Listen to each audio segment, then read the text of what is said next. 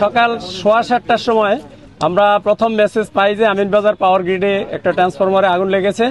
তো মেসেজ পাওয়ার সাথে সাথেই আমাদের নিয়ারেস্ট ফায়ার স্টেশন আপনারা জানেন গাবতলীর পাশে কল্যাণপুর, সেই স্টেশন আসার পর আগুনের ভয়াবহতা দেখে সে সাহায্য চায়। তারপর আমাদের আশেপাশের কয়েকটা 5টা স্টেশন থেকে আমাদের মোট 9টা ইউনিট এখানে আসে এবং একই সাথে কাজ করতে থাকে। তো আগুনটা যেহেতু একটা ট্রান্সফরমারের ওয়েলের ভিতরে ছিল, সেহেতু তৈলের আগুন একটু ভয়াবহতা প্রথম বেশিই থাকে এবং এটা নির্বাপন পদ্ধতি যেটা সেটাও একটা ক্রিটিক্যাল পদ্ধতি।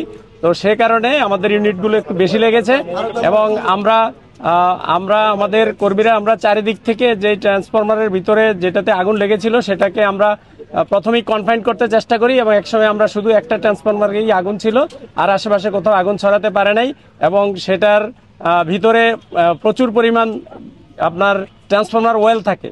তো সেই ওয়েলের উপরে ওয়েলের আগুন নির্বাপন করা একটু টেকনিক্যাল এবং একটা টেকনিক অ্যাপ্লাই করা লাগে।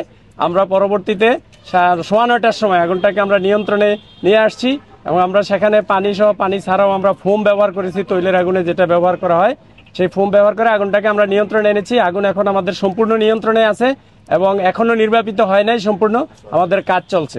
ক্ষয়ক্ষতি এবং আগুন লাগার কারণ যদি বলতে চাই এখনই বলা যাবে না, আমরা এখনো নির্বাপন কাজেই ব্যস্ত আছি এবং নির্বাপন করছি।